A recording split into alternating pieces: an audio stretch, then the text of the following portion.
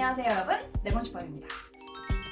오늘은 제가 며칠 전에 사이코패스의 특징을 업로드를 해드렸어요. 그랬더니 몇몇 분들이 질문을 주셨고 제가 최근에 마우스라는 드라마를 보기 시작했습니다. 그래서 여기에서 나온 질문들을 버무려서 Q&A를 한번 해보려고 해요. 마우스를 보지 않으셔도 충분히 이해하실 수 있는 상황입니다. 저도 2화까지밖에 안 봤어요. 이 드라마에서 보면 사이코패스가 2명이 나옵니다. 임신 중에 이제 사이코패스라는 것을 확인을 할 수 있었어요. 그래서 이 아이가 사이코패스가 될지 그 가능성을 측정을 합니다. 근데 둘 다 99.9%가 나와요. 그럼 사이코패스가 나온다는 거죠. 99%. 이 사람들이 낳기로 결정을 합니다. 그러니까 일단 베이스는 사이코패스가 둘이야. 근데 갑자기 성인이 확 돼. 그리고 한 명은 연쇄살인범으로 자라고, 그리고 한 명은 그렇지 않은 그러한 설정인 것 같습니다. 결국 이 작가가 하고 싶은 말은 유전자를 그렇게 갖고 태어났어도 환경이 어떠냐에 따라서 연쇄살인범이 되기도 하고 그냥 착한 사이코패스가 되기도 한다라는 이야기를 하고 싶은 것 같아요. 이게 실제로 가능하려면 두 가지 질문에 대답을 할 수 있어야 돼. 하나는 사이코패스가 유전이 되냐, 두 번째는 사이코패스의 유전자가 있냐. 그거를 한번 응답을 해볼 거예요. 거기에 더해서 세 가지 질문을 더 할 건데요. 하나는 사이코패스와 소시오패스의 차이점, 두 번째는 사이코패스의 뇌 특징. 제가 지난 영상에서는 너무 좀 복잡할 수 있어서 따로 뺀다고 했잖아요. 그거. 그리고 세 번째는 다 함께 사이코패스 테스트를 해볼 겁니다. 여러분들이 사이코패스인지 알아보겠어요. 자, 그러면 Q&A 시작해보자. 첫 번째, 사이코패스는 유전이 되냐? 2005년에 영국에서 이루어졌던 쌍둥이 연구에서 유전자를 한번 확인해봤어요. 친부모님과 쌍둥이들의 유전자를 비교를 해본 거죠. 몇 프로 정도 나왔을까요? 70%입니다. 70%의 확률로 아이가 사이코패스가 될 가능성이 있는 거예요. 70%면 진짜 높은 거거든요. 그리고 이 심리학계에서 사이코패스로 유명한 박사가 있어요. 펠런 박사라고. 이 사람은 자기가 사이코패스라는 걸 성인이 돼서 알았습니다. 테드에도 이분의 영상이 자주 올라오는데요. 궁금하시면 한번 찾아보시면 좋을 것 같아요. 이 펠런 교수는 미국 캘리포니아 얼바인 대학교에서 정신의학과 인간 행동에 대한 연구를 진행을 했어요. 살인범들의 뇌 스캔 사진을 분석하는 연구를 진행을 하고 있었습니다. 그런데 살인범의 뇌랑 일반 사람들의 뇌를 비교를 할 수 있어야 되잖아요. 그래서 자신의 가족들의 뇌 사진을 찍었어요. 그리고 내 사진을 이제 막 섞어가지고 보잖아요. 그러다가 특이한 사진을 하나 발견하게 된 거예요. 펠런 교수는 처음으로 그 사진을 봤을 때 분명히 이 사람은 문제가 있을 거다라는 확신에 찼대요. 근데 자기 뇌 사진이었어요. 이 뇌 사진이 그 어떤 살인범의 뇌 사진보다 가장 사이코패스적이었던 거예요. 그래서 펠런 교수는 이거를 보고 너무 충격을 받아서 자신의 조상들을 연구하기 시작했습니다. 자신의 한 6대 정도의 조상을 살펴봤는데 자기 조상 중에 살인자가 7명이나 있다는 사실을 발견했어요. 그리고 몇 년 전에 어머니가 자기 6대조 할아버지에 대한 책을 줬는데 이 6대조 할아버지가 1670년대에 미국 식민사상 친모를 살해한 첫 번째 사람으로 기록이 되어 있었던 거죠. 그래서 이 이후부터 이 펠런 교수는 사이코패스의 뇌에 대해서 그리고 유전에 대해서 연구를 하기 시작했어요. 오늘 Q&A에서 가장 많이 언급될 학자입니다. 두 번째 질문, 사이코패스 유전자가 따로 있냐? 여기서 펠런 교수가 또 나오는데요. 이 사람이 유전자를 한번 비교를 해봤어. 정상인과 자기, 사이코패스. 이 70명의 사이코패스 유전자를 분석을 해보니까 하나의 유전자가 땅 발견이 됐습니다. MAOA라는 유전자였어요. 이 MAOA 유전자가 폭력 유발 유전자랑 똑같다. 이 유전자가 있는 사람들은 더 폭력적인 행동을 많이 하더라. 특히 이 MAOA 유전자를 가지고 있는 사람들은 유년 시절에 폭력적인 행동들을 많이 보게 되면 간접적으로라도 TV나 아니면 실제로 부모님에게 이제 폭력적인 그런 언행을 당할 경우에는 잠재된 공격 성향이 폭발을 하게 됩니다. 흥미로운 점이 있습니다. MAOA 유전자는 엄마한테서만 유전입니다. 그러니까 그 마우스라는 드라마에서는 아버지가 사이코패스였거든요. 되게 약간 부족하다. 딸은 아버지한테 하나의 X 염색체를 받잖아요. 그리고 어머니에게 또 다른 X 염색체를 물려받게 되는데 아들은 엄마한테만 X 염색체를 받을 수 있어요. 그랬을 때 남자에게 이러한 유전적인 불균형으로 인해서 공격적인 성향이 더 많이 나타난다. 그러니까 엄마가 사이코패스야. 그 유전자를 아들한테 줬을 때 훨씬 더 이 공격적인 성향이 폭발하면서 더 많이 나타날 수 있게 되는 거죠. 또 다른 부분은 세로토닌도 있어요. 이 세로토닌 신경 전달 물질인데요. 일단 세로토닌은 긴장을 풀어주고 감정을 차분하게 가라앉혀주는 그러한 역할을 합니다. 좋은 친구죠. 근데 이 마요 A, 이 유전자를 보유한 사람은 뇌에서 세로토닌이 과도하게 분비가 되면 오히려 세로토닌에 무반응을 보여요. 그러니까 좀 침착하게 만들고 감정을 다스리도록 만들어주는 이 세로토닌에 대한 반응이 없는 거야. 이게 효과가 없어. 그래서 결국에는 냉담하고 타인에 대한 연민을 느끼지 못하고 공감하지 못하고 이런 사이코패스 성향으로 이어진다라는 것이 지금까지 전문가의 부연 설명이었습니다. 세 번째 질문, 사이코패스의 뇌는 우리 뇌랑 다른가? yes.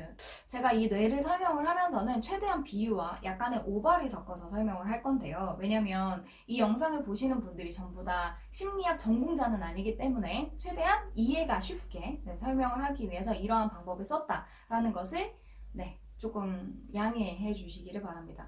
하나는 전두 피질과 회백질이에요. 굉장히 낯설죠? 여기 부분에서 합리적인 판단과 대인관계 능력 아니면 실행 능력을 담당하는 전두 피질이랑 이 회백질의 기능 장애가 원인이 될 수 있다라는 결과가 있었어요. 왜냐하면 일반 사람이랑 사이코패스를 비교를 해보니까 사이코패스는 이 부분들이 부피가 많이 줄어들어 있었어. 근데 이 부분이 만약에 줄어들게 되면 어떻게 되냐면 감정이입이 불가능해져. 자기가 다른 사람을 막 해쳐. 근데 그 사람이 하지 말아요, 하지 말아요 이렇게 할 때 죄책감을 느끼지 못하는 거예요. 공감을 못하니까. 그런데다가 두려움이나 불안 같은 감정을 못 느끼도록 합니다. 어떤 범죄를 저지르는 데 있어서 두려움이나 내가 잡히지 않을까 뭐 이런 여러 가지 이러한 두려움으로부터 좀 자유로운 거야. 두 번째는 편도체와 전전두엽의 콜라보입니다. 전전두엽은 여기 이마에 가장 가까운 뇌 부분이에요. 편도체는 우리가 생각하는 그 뇌 모양 있죠. 그 뇌 모양의 안쪽에 숨어 있어요. 이 편도체가 하는 역할은 감정을 느낍니다. 뭔가 부정적인 감정, 긍정적인 감정을 느껴서 이 감정이 결국엔 학습으로 이어져요. 이게 무슨 얘기냐? 우리가 어렸을 때 유치원에 갔어요. 근데 다른 애한테 막 욕을 해. 내 장난감을 가져갔다 그래서. 그럼 바로 혼나죠. 그럼 혼이 나면 부정적인 감정이 들죠. 요게 우리 뇌에 기억에 남는 거야. 그래서 친구가 내 장난감을 가져간다고 해서 내가 욕을 하면 혼이 나는구나. 그러면 하지 말아야지. 요 학습이 되는 거예요. 이걸 크게 보면 우리가 사회 속에서 다른 원시인이나 동물처럼 살지 않게 하도록 도와주거든요. 근데 이게 많이 줄어들어 있다는 거예요, 사이코패스는. 그러니까 이거는 하면 안 돼. 이거는 해도 돼. 이건 잘했어. 라는 학습이 잘 안 되는 거예요. 아무리 혼을 내도 그 행동을 계속 하는 거지. 두 번째 부분은 전전두엽이라고 그랬잖아요. 전전두엽은 어떤 역할을 하냐면 우리의 뇌에서 굉장히 고등한 능력을 가지고 있거든요. 재미있는 건 이 전전두엽은 20대까지도 계속 발달을 한다는 겁니다. 그래서 청소년들의 경우에는 가끔 미친 짓 하잖아요. 꼭 자기는 안 죽을 것처럼 그게 바로 전전두엽이 덜 발달했기 때문이에요. 전전두엽은 어떤 역할을 하냐? 내가 어떤 행동을 했을 때 이 행동의 결과가 이렇겠구나. 그래서 하지 말아야지. 아니면 내가 화가 막 나. 근데 내가 어떤 행동을 그러니까 내가 화난다 그래서 쟤를 바로 때렸어. 그러면 안 되겠죠. 도덕적으로 그거는 옳지 않은 행동이잖아. 그러면 전전두엽이 편도체가 막 화를 내더라도 전전두엽이 워워워 아니야 너 지금 그렇게 행동하면 안 돼. 그러면 나중에 혼나. 아니면 그거는 옳지 않아 라고 이제 좀 브레이크를 걸어주는 역할이거든요. 근데 사이코패스들의 뇌를 보면 이 편도체와 전전두엽을 연결하는 신경망이 상당히 위축되어 있는 모습을 볼 수 있었습니다. 그러니까 화가 나서 워워해주는 역할을 못하는 거야. 화가 나면 바로 행동으로 옮기는 거지. 게다가 처벌과 보상에 대한 학습도 안 되기 때문에 어렸을 때부터 계속 가르친다 하더라도 자연스럽게 일반인들처럼 학습을 하지는 못하게 되는 거죠. 그래서 그런 행동을 계속하게 되는 겁니다. 네 번째 질문, 사이코패스와 소시오패스의 차이는 뭔가요? 흔히 드라마나 영화에서 사이코패스와 소시오패스를 좀 혼용해서 사용하는 경우가 많아요. 그래서 사람들이 두 개를 같은 거다라고 생각하시는 분들도 많은데 이 둘은 엄연히 다릅니다. 소시오패스는 반사회적 인격장애의 하나로 사이코패스와 되게 비슷하기는 해요. 가장 큰 차이점은 자기가 어떤 행동을 했을 때 이 행동을 인지하는 방식이에요. 조금 더 자세하게 얘기를 해보면 사이코패스는 자기가 그 행동을 하면서도 이게 잘못된 행동이라는 걸 인식하지 못합니다. 근데 소시오패스는 인식을 해요. 안다는 거죠. 자, 그러면 소시오패스의 특징은 우리가 안 알아봤으니까 몇 가지 설명을 드릴게요. 소시오패스는 일단은 만 18세 이상이면서 반복적으로 범법행위로 체포가 되는 사람, 그리고 사회적인 규범을 따르지 않으면서 자신의 이익과 쾌락을 위해서 수단과 방법을 가리지 않고 여러 가지 행동을 저지르고 다른 사람을 속이는 사기성이 있으면서 몸싸움이나 타인을 공격하는 행동들을 반복하면서 나중에 잡히면 내가 왜 그랬는지 합리화를 하는 그러한 성향을 가지고 있습니다. 사이코패스와 무지 비슷하죠? 근데 딱 그거예요. 내가 하는 행동이 잘못됐다? 이걸 아는 거. 사이코패스는 그것도 모른다는 겁니다. 자, 그러면 우리 마지막으로 사이코패스 테스트를 한번 해볼까요? 사실 자기가 자신을 평가하는 방식은 원래 사용하지 않아요. 그래서 범죄 심리사가 그 범죄자를 만나서 면담을 하는 과정에서 점수로 이제 응답을 하게 되는데 우리는 뭐 그럴 수 없으니까 한번 자신의 연인, 친구 아니면은 뭐 누구든지 사이코패스가 의심되는 사람 이러한 사람을 생각하면서 이미 아는 사람이니까 생각하면서 한번 점수를 매겨봅시다. 자기 자신에 대해서 궁금하면 한번 해보세요. 자기 자신에 대해서. 객관성은 없지만 그래도 어느 정도는 뭐 생각해 볼 수 있는 거니까. 총 20가지의 질문이에요. 그래서 이 질문에 대해서 이건 전혀 없어, 이런 특정은 전혀 없어 라고 하면 0점, 조금 그렇다 1점, 정말 그렇다, 매우 그렇다 2점 이렇게 점수화로 응답을 해주시면 됩니다. 나중에 이 점수를 모두 합쳐서 몇 점 이상이면 사이코패스의 가능성이 이제 높다라고 이야기를 드릴 거예요. 저는 남편에 대해서 한번 응답을 해볼게요. 자, 첫 번째, 말을 잘하고 매력적인 외관을 가지고 있다. 두 번째, 자신을 지나치게 중요하다고 생각한다. 세 번째, 자극을 요하거나 쉽게 지루함을 느낀다. 네 번째, 병적으로 거짓말을 일삼는다. 다섯 번째, 교활해서 다른 사람들을 잘 조정한다. 여섯 번째, 후회나 죄책감을 느끼지 못한다. 일곱 번째, 깊은 감정을 느끼지 못한다. 여덟 번째, 냉담하고 타인에 대한 연민이 없다. 아홉 번째, 남에게 기생하면서 살아간다. 열 번째, 자신의 행동을 잘 조절하지 못한다. 11번째, 상대를 가리지 않고 난잡한 성행위를 한다. 12번째, 어렸을 때부터 비행을 저질렀다. 뭐 동물 학대를 포함해서요. 13번째, 장기적인 목표가 비현실적이다.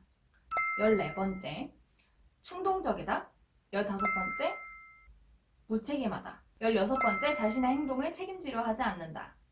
17번째, 단기간 지속된 결혼 생활을 여러 번 겪었다.